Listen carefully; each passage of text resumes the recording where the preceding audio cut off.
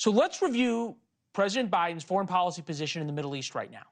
He is begging Iran to stop Hezbollah's firing into missiles to prevent the ground war that he is so worried about, mostly for domestic political reasons. And Iran is actively trying to assassinate Donald Trump. That may be Joe Biden's legacy in the Middle East. Joel Rubin is here, Democratic strategist, former Deputy Assistant Secretary of State for Legislative Affairs. Welcome, welcome. Thanks, Leland. Appreciate it. That leading from behind thing doesn't seem to be working so well, is it?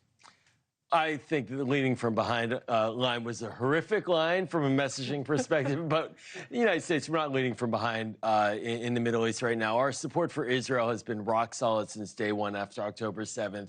The amount of military munitions, supply has been unending, and in many ways that's cost President Biden politically within the Democratic base. And as we see in the protests, a lot of anger at President Biden for supporting Israel, and even to your point on Iran, the United States shot down a barrage of missiles aimed at Israel. Please don't tell me please don't tell me you are going to try to convince our audience, which is smarter than this, that somehow Joe Biden has been tougher on Iran than Donald Trump was. Well, I think what we see is a policy that has been in free fall ever since we got out of the Iran nuclear deal. And I know we've talked about this before. I'll say it again. Iran is extremely close to having enough fissile material for one nuclear weapon. And that is something that was not going to happen before withdrawing from the Iran nuclear deal. Disagree entirely. And now that we've given them a bunch of money, they're even closer. The Iranians never lived by the nuclear deal to begin with. But the issue right now is, how do you prevent a war with Hezbollah?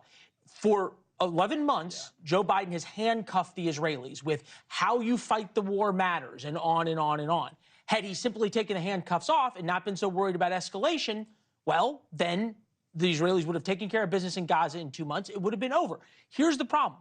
When will the Biden administration realize that the soothing, the everything's going to be fine, we need a ceasefire, no escalation, is the problem and is emboldening the Iranians? Well, I don't think this is the only argument that President Biden's made, but even the Israeli people have been arguing they want a ceasefire for a hostage deal in the streets of Tel Aviv. The defense minister was calling for that as well. Lebanon is separate. With Hezbollah, I will tell you that in the fighting with Hezbollah, it's unjustifiable what Hezbollah has done to Israel and its north. I remember decades ago living in Israel and seeing rockets coming down to northern Israel. That's scary. And the Israeli prime minister at the time, Rubin, said there will be quiet in the north.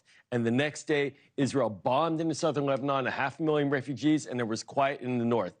Israel supports this, and I think the United States supports the kind of protection of Israel. Does not want a ground war, though. And Israeli people don't want a ground war. But by continuing to talk about the need for de-escalation, that they've been talking about for 10 months, that's not working. When is the realization that escalate to de-escalate, which is what the Israelis are now doing on their own, may be the only option? Well, the big concern is, does it escalate without the de-escalate in the next day? And the Israelis do need to have a plan for a day after to stabilize Gaza. Look, we learned the hard way in Iraq that after the shock and awe period and after overthrowing Saddam, there was an insurgency, and we lost a lot of people because of that, and we were stuck. And there could be an insurgency in Gaza, too, and that has to be avoided as well. Okay. You were in the Obama administration. You remember better than most the Syria red line, right, that President Obama did not enforce. Right. This is the problem. When America retreats and leads from behind, this is what happens. The bad boys of the world start acting out and say whatever you want. That you have the Afghanistan withdrawal, which was a complete disaster. You had giving the Iranians $1 gajillion, which has been a complete disaster. You had allowing Vladimir Putin to invade Ukraine, which has been a complete disaster. When does the Biden team go, you know, we're going to think about this differently? Well, I'm going to wind the clock back even further. I was a civil servant in the State Department in the Bush administration. Oh, boy. We invaded Iraq. That didn't work out so well either. And that really undermined our ability to have the kind of pressure and the power that you're talking about. Hold on. You seem to be missing, okay, I'm going to give you the last word. You seem to be missing that time from 2017 to 2019, moved to the embassy to Jerusalem. You had the Abraham Accords. The entire Middle East had been was at peace and was being redrawn in favor of Israel and against Iran, and that seems to have all been given up. Well, no, that was not given up. The Abraham Accords were not given up. But unfortunately, during that time, Hamas was getting funded during the Trump administration. Hezbollah was arming during the Trump administration. Iran was advancing its nuclear program after the nuclear deal ended.